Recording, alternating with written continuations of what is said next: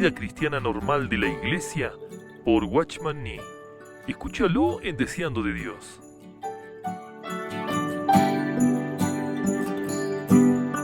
Capítulo 7. Entre los obreros. Las iglesias en las Escrituras son intensamente locales. Nunca encontramos allí ninguna federación de iglesias, todas son unidades independientes. Es otro el caso en relación con los obreros. Entre ellos encontramos una cierta medida de asociación, vemos un grupo pequeño aquí y allá otro, enlazados para la obra. Pablo y los que estaban con él, por ejemplo, Lucas, Silas, Timoteo, Tito y Epoulos, formaban un grupo. Pedro, Jacobo, Juan y aquellos que estaban con ellos, formaban otro. Un grupo salió de Antioquía, otro de Jerusalén. Pablo hace referencia a los que estaban con él, HCH 20:34, lo cual indica que, aunque cuando los obreros no habían sido organizados en diferentes misiones, aún así, tenían a sus propios asociados especiales en la obra. Aún al principio, cuando nuestro Señor escogió a los 12, Él los envió de 2 en 2. Todos eran colaboradores, pero cada uno tenía su colaborador especial. Tal agrupamiento de obreros fue ordenado y mandado por el Señor.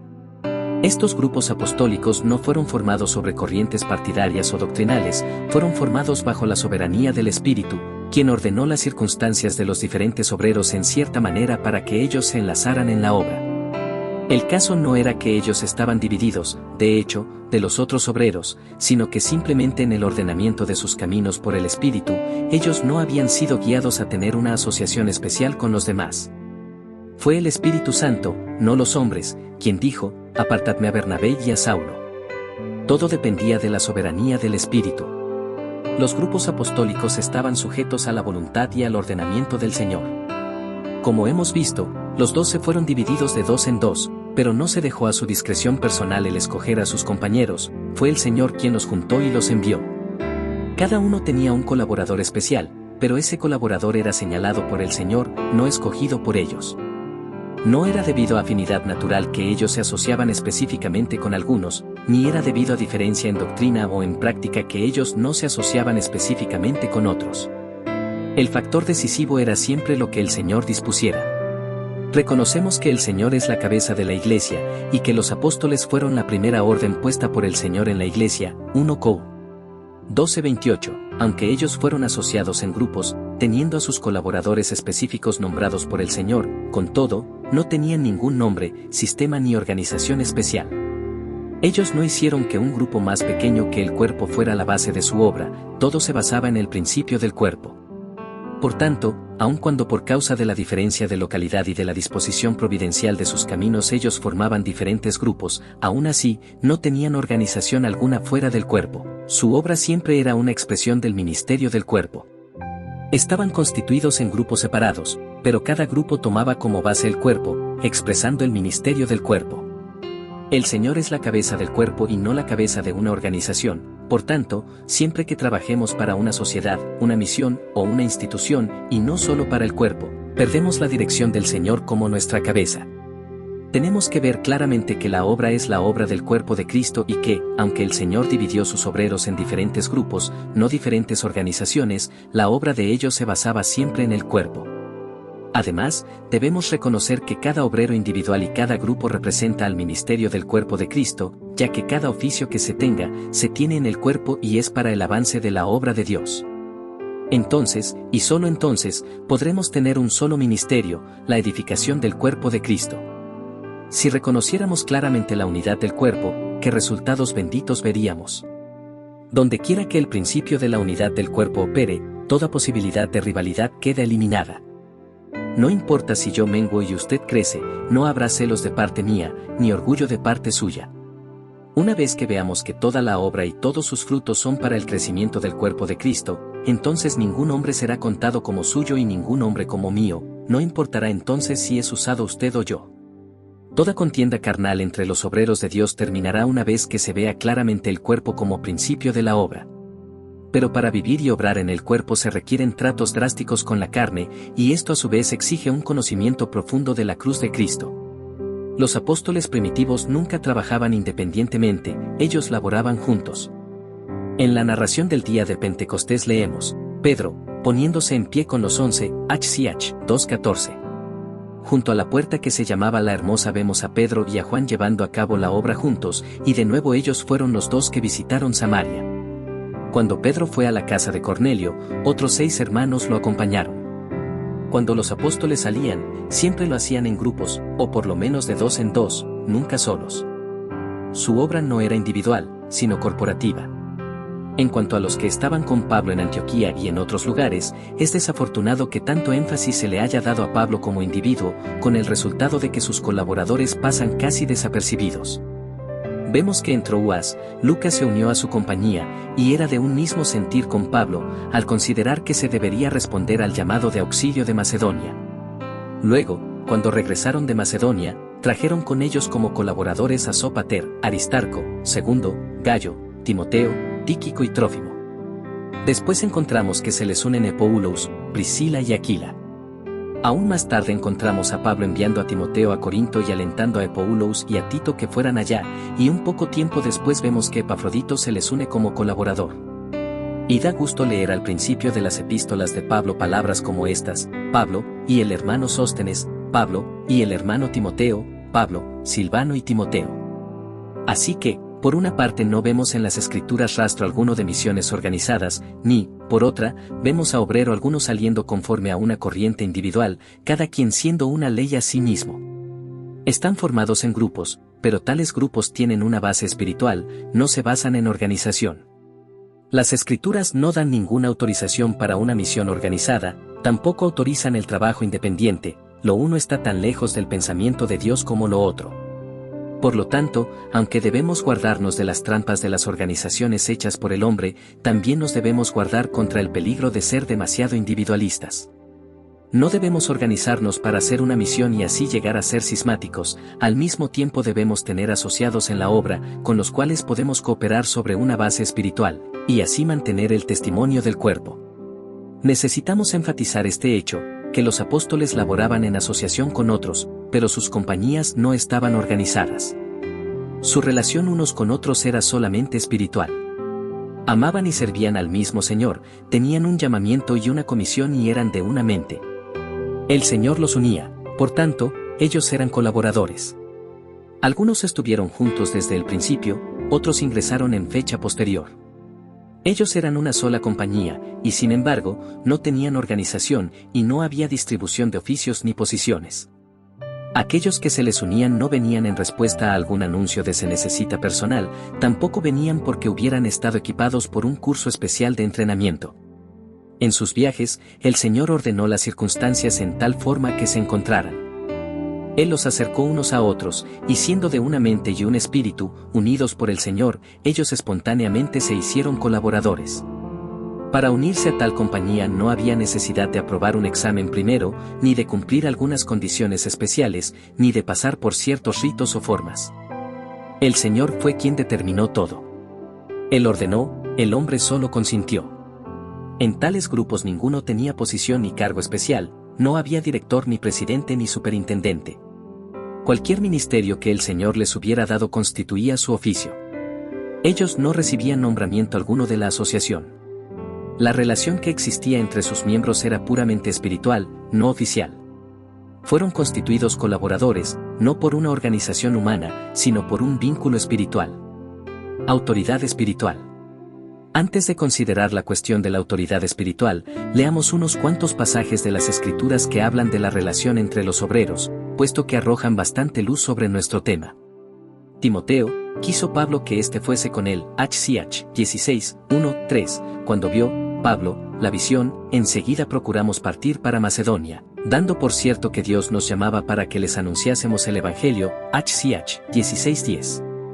Y los que se habían encargado de conducir a Pablo, le llevaron a Atenas, y habiendo recibido orden para Silas y Timoteo, de que viniesen a él lo más pronto que pudiesen, salieron, Ch 17:15. Pablo tomó la decisión de volver por Macedonia. Y le acompañaron, Ch 20, 3-4. Nosotros, adelantándonos a embarcarnos, navegamos a Asón para recoger allí a Pablo, ya que así lo había determinado, Ch 20:13. Y si llega Timoteo, mirad que esté con vosotros con tranquilidad, encaminadle en paz, para que venga a mí. Acerca del hermano Epoulos, mucho le rogué que fuese a vosotros, 1 Cou. 16, 10-12, exhortamos a Tito, 2 Co. 8:6, Tito, recibió la exhortación, y enviamos juntamente con él al hermano, 2 Co. 8, 16-18, enviamos también con ellos a nuestro hermano, 2 Co. 8:22, Tíquico, hermano amado, el cual envié a vosotros, EF, 6, 21-22. Mas tuve por necesario enviaros a Epafrodito, Fil, 2:25. Todo lo que a mí se refiere, os lo hará saber Tíquico, Colonia 4:7. Os saluda Lucas el médico amado, y demás, Colonia 4:14. Decida Arquipo, mira que cumplas el ministerio, Colonia 4:17. Acordamos, y enviamos a Timoteo, un TS, 3, 1, 2. Procura venir pronto a verme, toma a Marcos, y tráele contigo, a Tíquico lo envié a Efeso, 2 Ti, 4, 9, 12. A Trófimo dejé en Mileto enfermo. Procura venir antes del invierno, 2 Ti, 4, 20-21. Por esta causa te dejé en Creta, para que corrigieses lo deficiente, y establecieses ancianos en cada ciudad, así como yo te mandé, Tit 1:5. Cuando envíe a ti a Artemis o a Tíquico, apresúrate a venir a mí en Nicópolis, porque allí he determinado pasar el invierno. A Zenas intérprete de la ley, y a Epoulos, encamínales con solicitud, de modo que nada les falte, Tit 3, 12-13. Los pasajes de la Escritura citados arriba nos muestran que, entre los obreros de Dios, nuestra dependencia de Él no nos hace independientes unos de otros. Vimos que Pablo dejó a Tito en Creta para que terminara la obra que él mismo había dejado inconclusa, y que después él envió a Artemis y a Tíquico para que reemplazaran a Tito cuando le dio instrucciones a este para que fuera a Nicópolis. En varias ocasiones él nombró a Timoteo y a Tíquico para que hicieran un trabajo determinado, y leemos que él persuadió a Tito y a Epoulos a que permanecieran en Corinto. Observamos que estos obreros no solamente aprendieron a trabajar por equipos, sino que los que tuvieran menos experiencia aprendieron a someterse a la dirección de los más espirituales. Los obreros de Dios deben aprender a ser dejados, enviados y persuadidos. Es importante reconocer la diferencia entre autoridad oficial y espiritual. En una organización toda autoridad es oficial, no espiritual. En una buena organización aquel que tiene un puesto tiene autoridad tanto oficial como espiritual, en una mala organización la autoridad que se ejerce es solamente oficial. Pero en cualquier organización, ya sea que aquel que tiene un cargo tenga o no autoridad espiritual, la autoridad que tiene en la organización realmente es solo oficial. ¿Cuál es el significado de la autoridad oficial? Significa que una persona ejerce autoridad basada en que ocupa un oficio. Se ejerce la autoridad solo debido al oficio que él ocupa. Entre tanto que el funcionario mantiene su puesto, puede ejercitar su autoridad, en cuanto renuncia a su posición cesa su autoridad. Tal autoridad es completamente objetiva, no es inherente al hombre en sí. Está relacionada, no con la persona, sino simplemente con su posición. Si él tiene el puesto de superintendente, se sobreentiende que él supervisa asuntos, sin importar si está capacitado espiritualmente para hacerlo o no. Si él tiene el puesto de director, entonces automáticamente dirige, aun si la falta de espiritualidad, de hecho, lo descalificara de ejercer control sobre otras vidas. La vida de una organización es posición, es la posición la que determina la autoridad. Pero en un grupo de obreros constituido divinamente, no hay organización alguna. Se ejerce autoridad entre ellos, pero dicha autoridad es espiritual, no oficial. Es una autoridad basada en espiritualidad, una autoridad que resulta de un conocimiento profundo del Señor y de una comunión íntima con Él. La vida espiritual es la fuente de tal autoridad. La razón por la cual Pablo podía dirigir a otros no era su posición superior sino su mayor espiritualidad. Si hubiera perdido su espiritualidad, hubiera perdido su autoridad. En una organización aquellos que son espirituales no necesariamente tienen algún puesto, y aquellos que tienen algún puesto no necesariamente son espirituales, pero en las Escrituras es diferente. Allí, son los que conocen al Señor quienes dirigen los asuntos. Aquellos que son espirituales son los que dirigen a otros, y si esos otros son espirituales, reconocerán la autoridad espiritual y se someterán a ella. En una organización los trabajadores están obligados a obedecer, pero en una asociación espiritual no, y desde un punto de vista oficial, de nada se les puede tachar si no obedecen. En una asociación espiritual no hay coerción, la dirección y la sumisión igualmente están sobre la base de espiritualidad. Aparte de la cuestión de autoridad espiritual también existe la cuestión de los diferentes ministerios. Todos los siervos del Señor están en el ministerio, y cada uno tiene su propio ministerio especial. En una organización los puestos son repartidos por el hombre, pero en la obra espiritual los ministerios son designados por el Señor. Debido a la diferencia en ministerio, por un lado debemos obedecer al Señor, y por otro, debemos obedecer a los hermanos. Dicha obediencia no se basa en su posición superior, sino en que su ministerio difiere del nuestro. Sin embargo, ambos están íntimamente ligados. Si la cabeza está moviendo las puntas de mis dedos, los músculos de mis brazos no pueden tomar una actitud independiente y rehusar moverse con ellos. El principio de estar en un cuerpo necesita que los miembros íntimamente relacionados se muevan uno con otro. Al movernos con los otros miembros no estamos en realidad obedeciéndoles, estamos obedeciendo a la cabeza. En muchos casos podemos reclamar una conducción directa de la cabeza, pero en otras tantas cosas, la cabeza mueve a otros, y nosotros simplemente nos movemos con ellos. Su movimiento es razón suficiente para seguirlos. Es muy importante reconocer esta interrelación de los varios ministerios en el cuerpo de Cristo. Tenemos que conocer nuestro ministerio y reconocer el ministerio de los demás, para que nos podamos mover como uno, obedeciendo a aquellos que tienen un ministerio mayor. Puesto que nuestro ministerio está entrelazado en tal manera, no nos atrevemos a tomar una actitud individual o independiente. Todas las posiciones ocupadas por los ministros de Dios son espirituales, no oficiales. Los hombres han visto solo la mitad de la verdad, así que tratan de organizar la obra y designan a un director para supervisar el servicio de otros, pero su dirección se basa en su posición en la organización, no en su posición en el ministerio. Pablo podía dirigir a otros por causa de que el ministerio encomendado a él por el Señor lo colocaba en un lugar de autoridad sobre ellos, y a su vez Tito, Timoteo y Tíquico podían someterse a ser dirigidos, por razón de que el ministerio encomendado a ellos por el Señor los ponía en una posición bajo la autoridad de Pablo. Por desgracia, la dirección de hoy no se basa en profundidad de espiritualidad ni en grandeza de ministerio. Timoteo era un hombre de Dios. Él vivía cerca al Señor, obedeciéndole y sirviéndole fielmente. Sin embargo, muchas veces él fue enviado aquí y allá por Pablo. Él no replicó: ¿cree usted que no soy capaz de trabajar por mí mismo? ¿Cree usted que no sé cómo predicar el Evangelio y cómo establecer iglesias? ¿Cree usted que no sé cómo hacer las cosas? Aunque Timoteo sabía mucho, estaba dispuesto a obedecer a Pablo. En la obra espiritual hay tal cosa como ser dirigido por otros. Existe la posición de un Pablo y también la posición de un Timoteo, pero estas son posiciones espirituales, no oficiales. Hoy debemos aprender, por una parte, a mantener una relación correcta con nuestros colaboradores y, por otra, a ser guiados por el Espíritu Santo. Debemos mantener ambas relaciones y también mantener el equilibrio entre ambas. En la primera y segunda epístolas a Timoteo, hay muchos pasajes que muestran cómo deben cooperar los colaboradores y cómo debe someterse un obrero más joven a uno mayor. Un Timoteo joven debe obedecer los mandatos del Espíritu Santo, pero también debe recibir las instrucciones de un Pablo maduro. Timoteo fue enviado por Pablo, Timoteo fue dejado por Pablo en Efeso, y Timoteo obedeció a Pablo en el Señor. He aquí un ejemplo para los siervos jóvenes de Dios. Es de suma importancia en su obra aprender cómo ser dirigidos por el Espíritu y, al mismo tiempo, cómo cooperar con nuestros colaboradores. La responsabilidad no debe caer totalmente sobre Timoteo, y tampoco debe recaer exclusivamente sobre Pablo. En la obra Timoteo debe aprender a adaptarse a Pablo, y Pablo también debe aprender a adaptarse a Timoteo. No solo el más joven debe aprender a someterse a la instrucción del mayor, sino que el mayor debe aprender cómo instruir al más joven.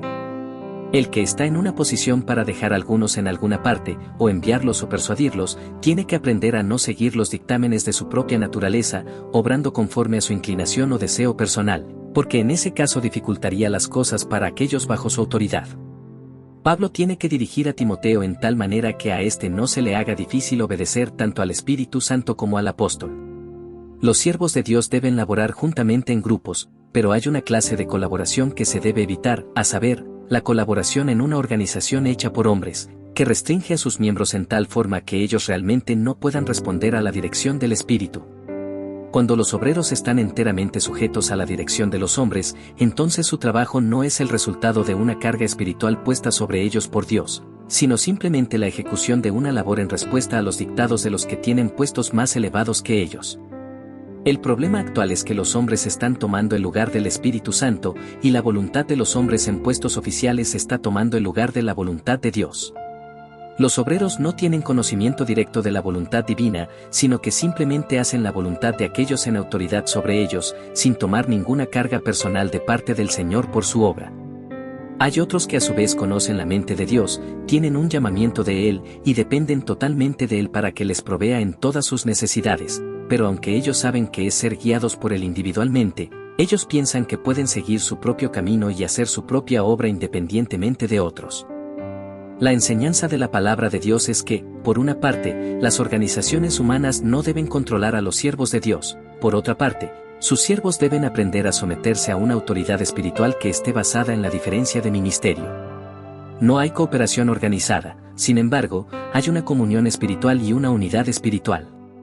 Tanto el individualismo como la organización humana están ambos fuera de armonía con la voluntad de Dios. Debemos procurar conocer su voluntad, no independientemente, sino juntamente con los otros miembros ministrants del cuerpo. El llamamiento de Pablo y Bernabé se basó en este principio. No fue solo un caso de 2 profetas y maestros, sino de 5, que esperaban en Dios para conocer su voluntad. Hechos 13 nos da un buen ejemplo de una compañía que laboraba, en la cual todos los obreros estaban mutuamente relacionados y la dirección de uno era confirmada por los otros. La esfera de la obra. La esfera de la obra, a diferencia de la esfera de la iglesia local, es muy amplia. Algunos de los obreros son enviados a Efeso, otros van a Pablo en Nicópolis, otros continúan en Corinto, otros son dejados en Mileto, otros permanecen en Creta, algunos regresan a Tesalónica, y otros prosiguen a Galacia. Así es la obra. Vemos aquí no los movimientos de la iglesia local, sino de la obra, porque los movimientos de la iglesia local siempre están limitados a una localidad. Efeso solamente dirige los asuntos de Efeso, y Roma los asuntos de Roma. La iglesia se limita a asuntos en su propia localidad. No hay necesidad de que la iglesia en Efeso mande un hombre a Corinto ni de que la iglesia en Corinto deje un hombre en Roma. La iglesia de que se habla aquí es local, la obra extralocal. Efeso, Corinto y Roma son todas la preocupación de los obreros. La iglesia solo maneja los asuntos en una localidad determinada, pero los obreros de Dios consideran como su parroquia la esfera que el Señor les ha delimitado. Ningún control centralizado, sino comunión. En la Escritura los obreros fueron formados en grupos, pero eso no implica que todos los apóstoles se hayan agrupado en una asociación y que hayan puesto todas las cosas bajo un control centralizado. Aunque Pablo tenía a aquellos con él, y Pedro sus asociados, ellos consistían solamente en algunos de los apóstoles, no en todos los apóstoles. La palabra de Dios no muestra que todos los apóstoles deban unirse en una sola compañía. Es perfectamente correcto que veintenas de hombres, o aún centenares, que han recibido el mismo encargo de Dios, se unan en el mismo trabajo, pero en las Escrituras no encontramos centralización alguna de autoridad para controlar a todos los apóstoles. Hay una compañía de apóstoles, pero no es lo suficientemente grande para incluir a todos los apóstoles. Eso es al estilo de Roma, no conforme a la Biblia. Las facciones a que se hace referencia en Filipenses 1, 15-17, 2 Corintios 11, 12, 13, 22 a 23 y Gálatas 4, 17 indican que la obra en los primeros días no estaba centralizada. Si hubiera estado centralizada, esos grupos no hubieran podido permanecer en pie, porque podrían haber sido combatidos eficazmente. Las Escrituras muestran que en la obra divina no hay organización universal ni control centralizado, lo cual explica el hecho de que el apóstol no tenía autoridad para tratar con esos grupos de personas que estaban causando tanta dificultad en las iglesias. La explicación es esta: Dios no desea que el poder de la organización tome el lugar del poder del Espíritu Santo. Aunque no hay control centralizado, siempre que todos los obreros sigan la dirección del Espíritu, todo marchará sin problemas y satisfactoriamente, y existirá la coordinación de un cuerpo. Cuando el pueblo cesa de obedecer al Espíritu y trabaja en el poder de la carne, entonces lo mejor es que la obra simplemente se deje desmoronar. Una buena organización a menudo sirve como un pobre sustituto del poder del Espíritu Santo, al mantener unida una obra aún después de que se ha ido toda su vitalidad. Cuando la vida se ha ido de la obra y el andamiaje de la organización todavía la sostiene, se evita su colapso, pero esa es una ganancia dudosa, porque una espléndida organización exterior puede estar cegando a los siervos de Dios a una profunda necesidad interior. Dios preferiría mejor que su obra fuera descontinuada a que siguiera con esa falsificación de potencia espiritual. Cuando la gloria de Dios se había ido del templo, Él mismo lo abandonó a una ruina total. Dios desea que la condición exterior y la interior correspondan, para que en caso de que la muerte invada la obra, sus obreros puedan advertir de inmediato la necesidad que tienen y en humildad de corazón busquen el rostro del Señor. Tener control centralizado trae muchos males, facilita que los siervos de Dios desatiendan la dirección del Espíritu, y muy pronto se desarrolla en un sistema papal, convirtiéndose en una gran potencia mundana. En las Escrituras es un hecho que los siervos de Dios son asociados en compañías, pero no en una sola compañía. Sin embargo, eso no quiere decir que cada compañía simplemente pueda seguir independientemente, sin tener ninguna relación o comunión con las otras compañías. El principio de la unidad del cuerpo es vigente aquí, igual que en todas las otras relaciones entre los hijos de Dios. En la Escritura no solamente vemos el principio de la imposición de las manos, sino también el de dar la diestra, Ga. 2:9, aquel habla de identificación, este de comunión. En Antioquía fueron impuestas las manos sobre Pablo y Bernabé, en Jerusalén no hubo imposición de manos, sino la diestra de comunión dada a ellos por Jacobo, Cefas y Juan. En Antioquía la esfera que se tenía en mira era una compañía apostólica, y el punto recalcado era identificación, por consiguiente, se les impusieron las manos. Pero en Jerusalén la esfera que se tenía en mira era la relación entre las diferentes compañías apostólicas y el punto recalcado era comunión, así que se les dio la diestra. Muchos son llamados a laborar para el Señor, pero su esfera de servicio no es la misma, así que sus asociados no pueden ser los mismos. Pero las diversas compañías deben todas estar identificadas con el cuerpo, sometiéndose al Señor como cabeza y teniendo comunión entre sí. No se impone las manos en la relación entre Antioquía y Jerusalén, sino que se da la diestra de comunión. Así que la palabra de Dios no autoriza la formación de una compañía central, pero tampoco autoriza la formación de varias compañías, esparcidas, aisladas y sin interrelación. No hay un lugar central para la imposición de manos, ni existe solamente la imposición de manos y nada más en ninguno de los varios grupos, pero entre ellos hay también el dar la diestra de comunión el uno al otro.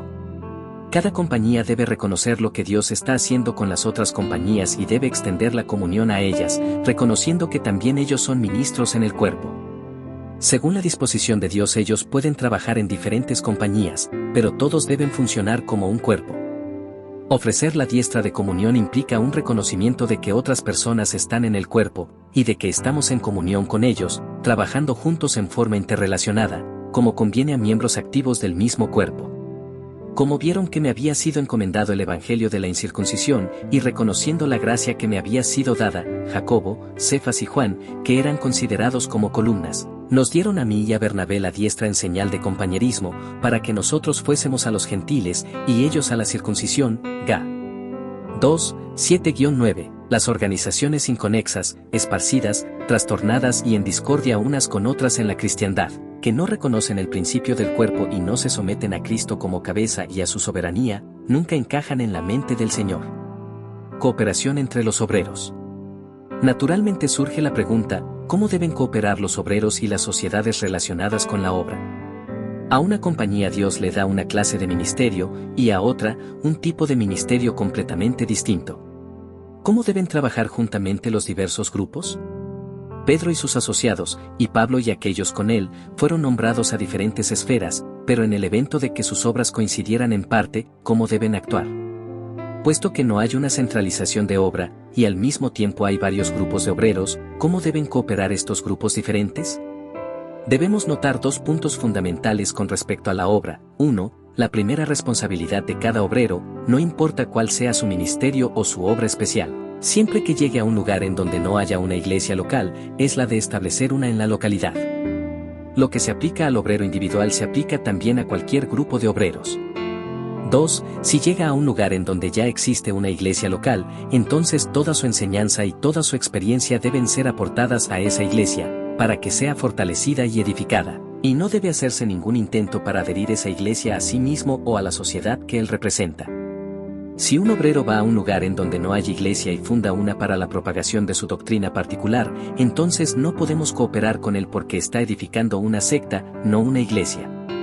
Por otra parte, si un obrero va a un sitio en donde ya hay una iglesia local, y en vez de contribuir con su enseñanza y experiencia a la edificación de ella, trata de convertirla en una iglesia sucursal de la sociedad a la cual pertenece, entonces tampoco nos es posible cooperar, porque él está edificando una denominación. La base de comunión en la iglesia es la posesión común de vida en Cristo y el vivir en la misma localidad. La base de la cooperación en la obra es la meta común de la fundación y edificación de iglesias locales. Las afiliaciones denominacionales no nos impiden reconocer a alguna persona como perteneciente al cuerpo, pero la meta de la extensión denominacional ciertamente nos impedirá cualquier colaboración en el servicio de Dios. El daño más grande que un obrero puede causar es que, en lugar de establecer y edificar las iglesias locales, adhiera a su sociedad los creyentes que él encuentra en un lugar o forme aquellos que han venido al Señor por sus esfuerzos en una sucursal de su denominación particular. Ambos procedimientos son condenados por la palabra de Dios. Pablo fue de Antioquía a Corinto y allí predicó el Evangelio. La gente creyó y fue salva, y pronto hubo un grupo de santos en Corinto. ¿En qué clase de iglesia los formó Pablo? En la iglesia en Corinto. Pablo no estableció una iglesia antioquina en Corinto.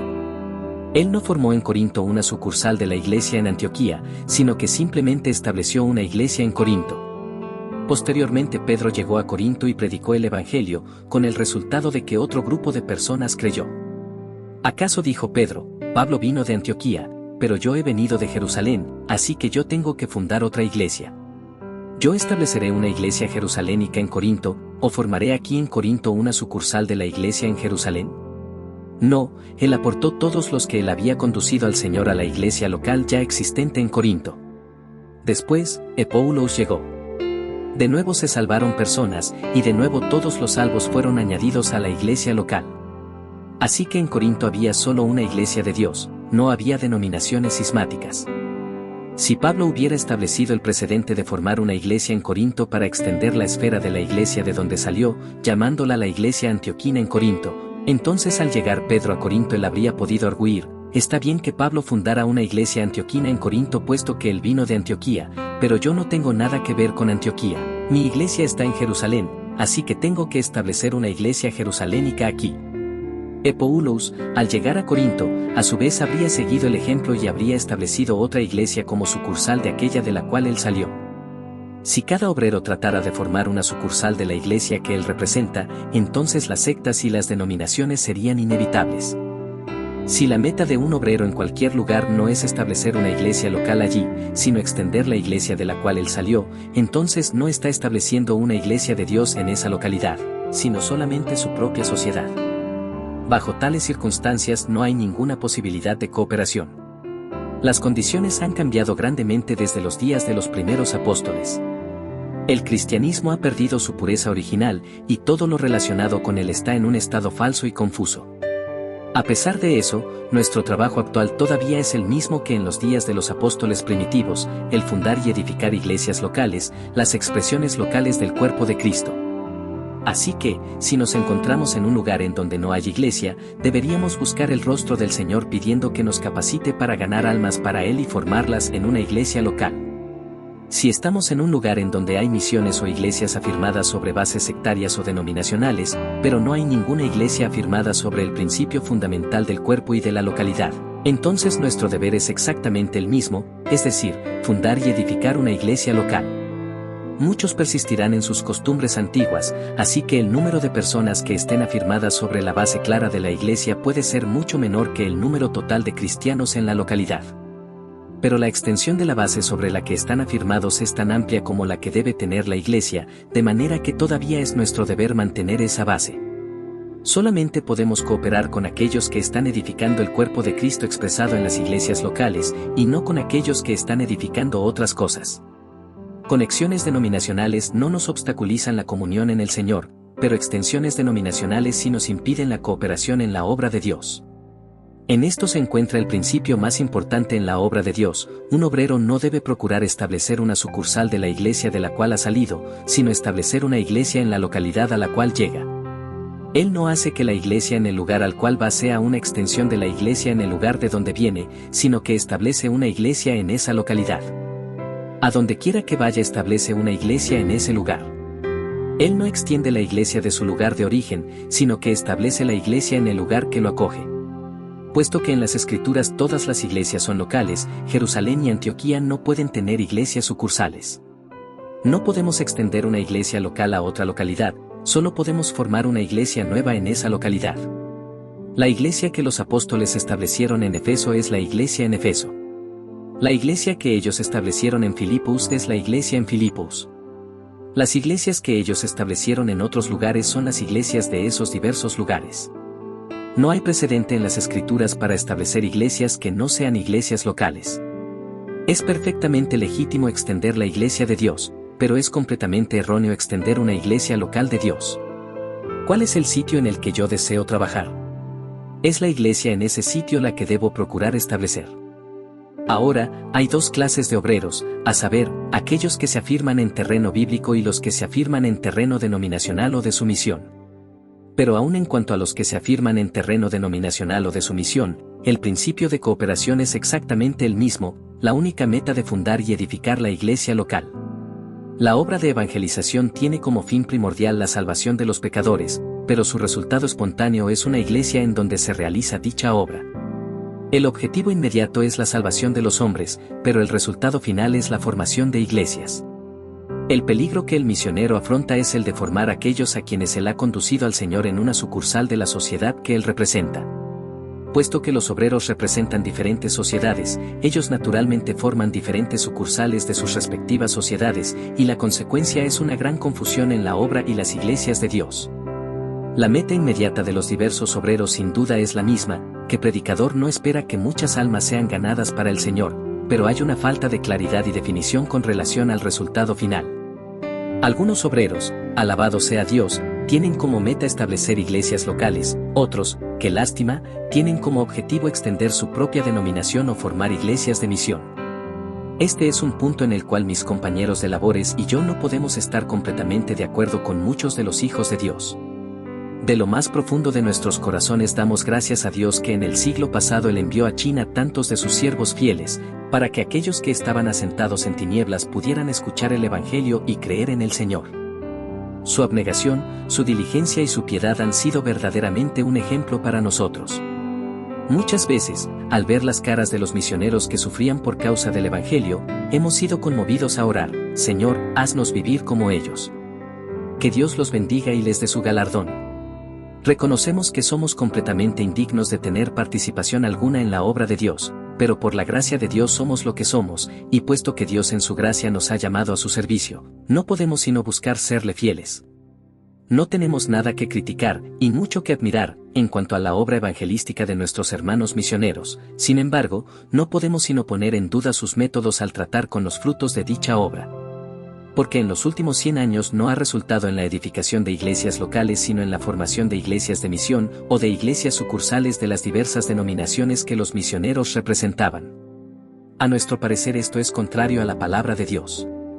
No hay en la Escritura mención alguna de la edificación de denominaciones, allí solamente hallamos iglesias locales. Que Dios me perdone si estoy equivocado. Iglesias locales e iglesias de misión. Permítaseme mencionar un incidente personal.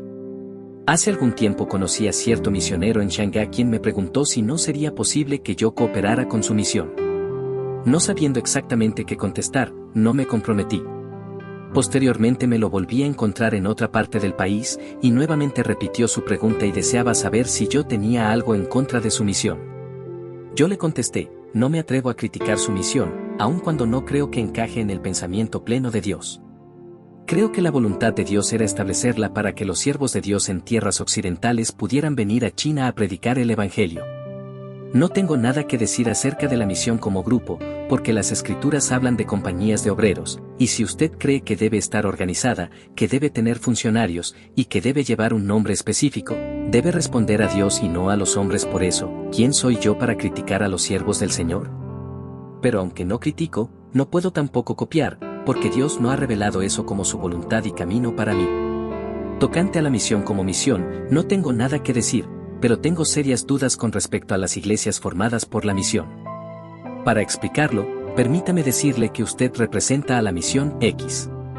Ahora, los salvados por intermedio suyo forman la iglesia X o forman la iglesia de la localidad específica en que viven. Puede ser perfectamente correcto que misioneros pertenezcan a la misión X, pero está totalmente equivocado que ellos hagan que los frutos de la misión lleguen a ser la iglesia X. La palabra de Dios no ha prohibido expresamente la formación de una misión X, pero claramente desautoriza la fundación de iglesias que no sean locales. Entonces mencioné los ejemplos apostólicos, señalando que ellos siempre procuraban fundar o edificar iglesias en la localidad donde laboraban con el fruto de dichas labores. Ellos nunca usaron esos frutos para formar sucursales de los grupos en que trabajaban, de otra manera la iglesia de Dios hubiera sido desgarrada por numerosas facciones desde su mismo comienzo. Entonces tomé como ejemplo la obra en T. Allí en T, dije, Dios le ha usado para ganar muchas almas. Si la gente salvada por intermedio suyo son la iglesia en T, entonces si vengo a T, ciertamente me juntaré con ellos, sin importarme su estado espiritual, ni su forma de organización, de otro modo, yo sería culpable de sectarismo. Pero si usted edifica una iglesia X en T, con los salvados allí, entonces no está edificando la iglesia de Dios en T, y a tal iglesia siento mucho decir que no puedo unirme.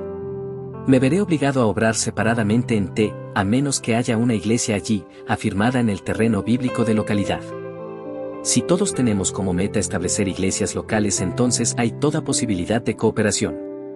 Es permisible establecer una misión X, pero no es bíblico establecer una iglesia X.